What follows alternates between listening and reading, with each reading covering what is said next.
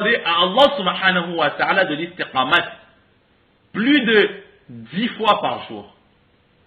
Dans chaque namaz, dans chaque rakat, nous ne cessons de demander à Allah subhanahu wa ta'ala l'istiqamat. Ihdina sirat al-mustaqim.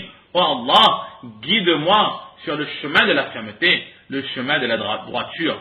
Ihdina sirat al-mustaqim, le chemin de la droiture, le chemin de la fermeté. C'est ce qu'on appelle le istiqamat. Pour le namaz de Fajr, en prenant juste les faraïs, le namaz de Fajr, il y a 2 rakats. Le namaz de Zohar, il y en a 4. Le namaz de Asr, il y en a 4. Ça fait déjà 10.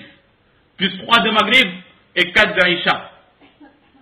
Ça fait 17. Au minimum 17 fois, le croyant, il est obligé de demander à Allah l'istiqamat. Obligé car ces namazs sont obligatoires. Et dans ces namazs obligatoires, la lecture de Surah Fatiha, il est wajib, il est obligatoire. Donc nous devons demander à Allah subhanahu wa ta'ala l'istiqamat. Si l'istiqamat aurait été quelque chose d'aussi banal que nous pensons, est-ce qu'Allah nous aurait imposé de lui implorer l'istiqamat? Très certainement non. S'il nous impose cela, Allah ne veut que le bien pour ses créatures. Si Allah il nous l'a imposé de demander l'istiqamat, c'est que cela est quelque chose de vraiment important et de primordial pour la réussite de tout un chacun. Et l'istiqamat est quelque chose de tellement important que le prophète sallallahu alayhi wa sallam, une fois un matin, un de ses compagnons le rencontra. Il vit que le prophète sallallahu alayhi wa sallam avait comme des cheveux un peu blanchis. Là, il dit au prophète sallallahu alayhi wa sallam, mais qu'est-ce qui se passe en ce sens? Nous avons l'impression que tu prends de l'âge. Alors le prophète sallallahu alayhi wa sallam, qu'est-ce qu'il dit? Shayyabatni suratul Hud wa akhawatuha. Que non, c'est la surah Hud et les sourates qui ressemblent à la surah Hud qui m'ont fait vieillir à ce point.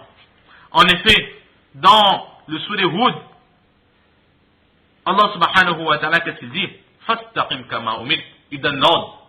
Il donne l'ordre. Reste ferme comme nous t'avons ordonné de l'être. Et juste en méditant sur ce ayah, reste ferme. Alors le prophète sallallahu alayhi wa sallam, il est entré dans une inquiétude très grande en se demandant comment faire cela. Fastaqim kama umit. L'istiqamat est quelque chose de si important. Allah nous l'ordonne dans le Coran.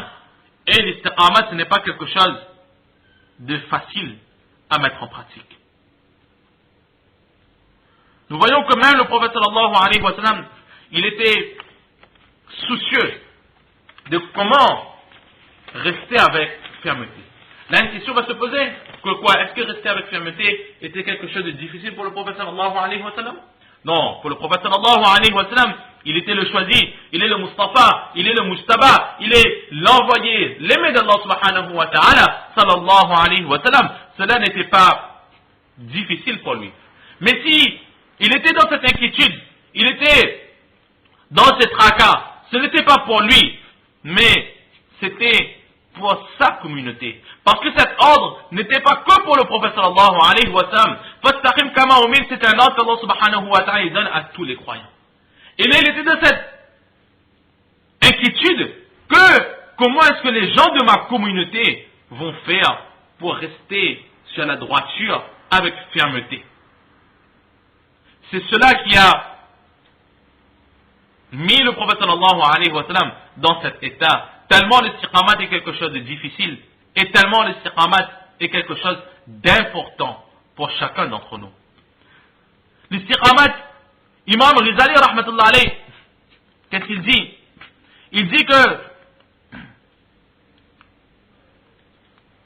rester avec fermeté, rester avec istiqamat sur cette terre, c'est quelque chose d'aussi dur que de traverser le pont Sirat dans l'au-delà.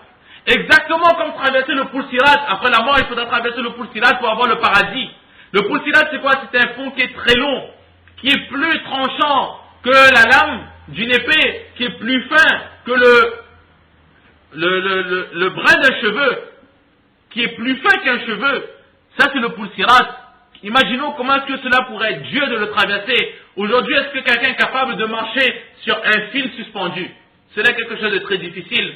Maintenant, un brin de cheveux qui est encore plus mince, plus fin qu'un fil, et qui en plus est tranchant comme la lame d'une épée, en ce jour où chacun sera nu, sans chaussures, sans chaussettes, sans aucune protection, comment est-ce que nous allons faire pour traverser ce poul sirat? Allah nous aide tous en ces moments pénibles et difficiles. Alors Imam Ghazali rahmatullah alayhi dit, imaginez ce poul sirat. Alors sachez que l'istiqamat, rester avec fermeté sur cette terre, c'est quelque chose d'aussi dur que cela.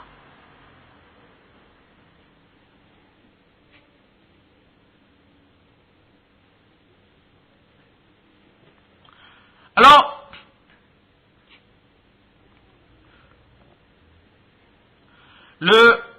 la question va se poser si l'istiqamat est quelque chose d'aussi dur.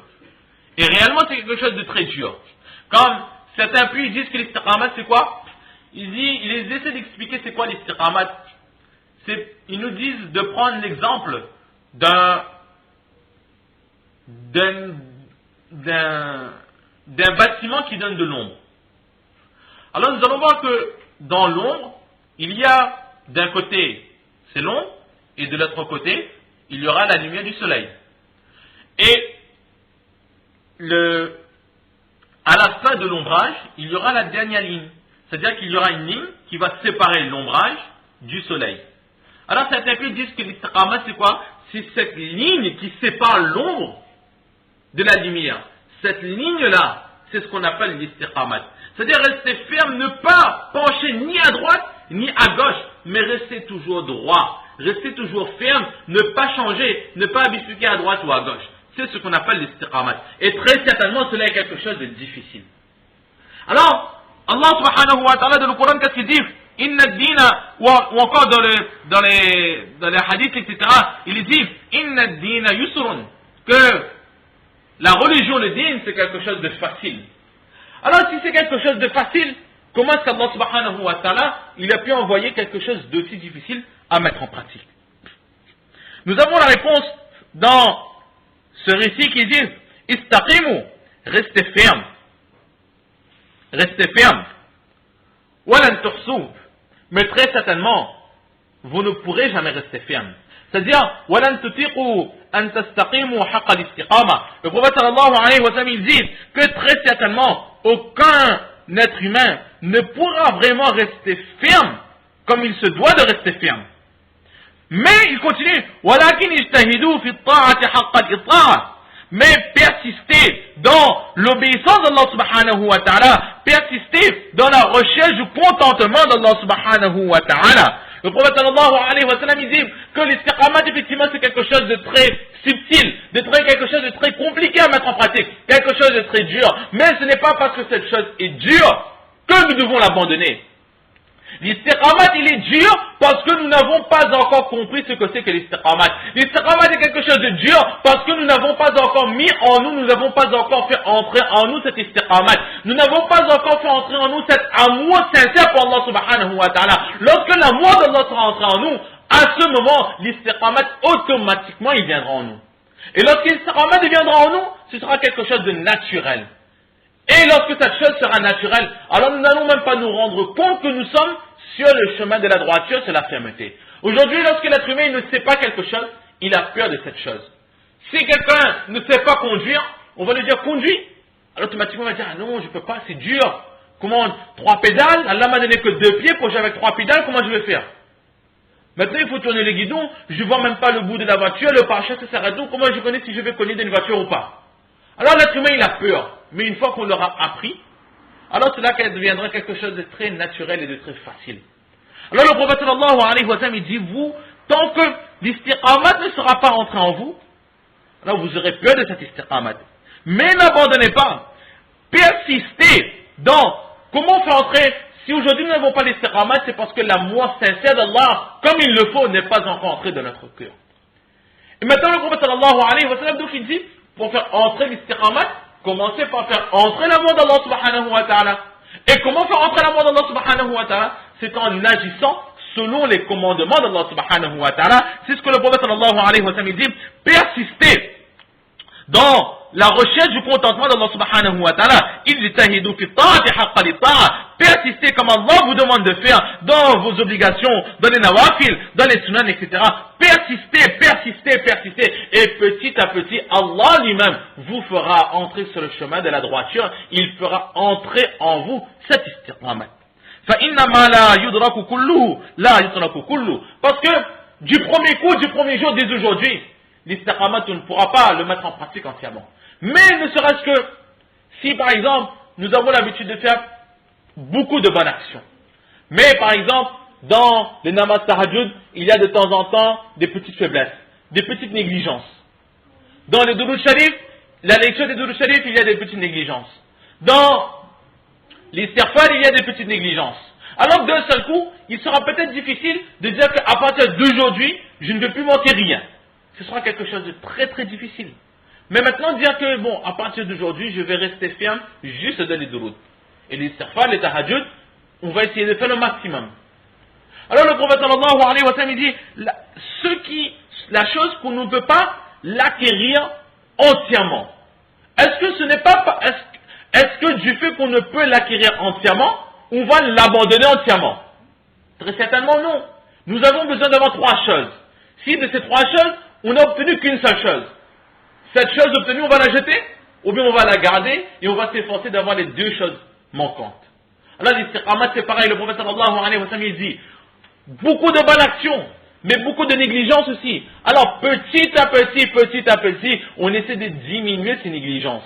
Et automatiquement, lorsque les négligences vont être diminuées, l'amour d'Allah, il va augmenter. Et lorsque l'amour d'Allah subhanahu wa ta'ala, il va augmenter, à ce moment, petit à petit, Allah, il va lui-même nous mettre sur ce chemin de la fermeté, sur ce istiqamat.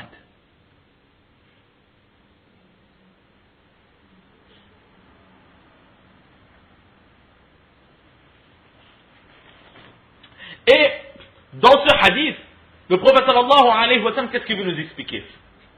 Istaqimu walan tuhsu walan tutiqu an tastaqimu. Le prophète sallallahu alayhi wa sallam, qu'est-ce qu'il dit? Il dit, soyez fermes, mais sachez que vous ne pourrez jamais être fermes.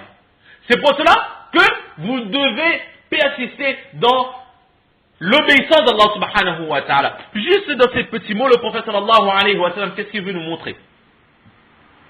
Il veut nous dire, oh vous, ceux qui ont déjà fait un pas vers l'amour d'Allah subhanahu wa ta'ala, sachez que si aujourd'hui vous avez progressé dans l'amour d'Allah subhanahu wa ta'ala, cela ne vient nullement de vous. Pourquoi? Vous ne serez jamais apte à rester ferme. Si aujourd'hui nous sommes fermes, c'est pourquoi? C'est parce que Allah lui-même, il a fait entrer dans notre cœur son amour. Donc là, c'est un avertissement aussi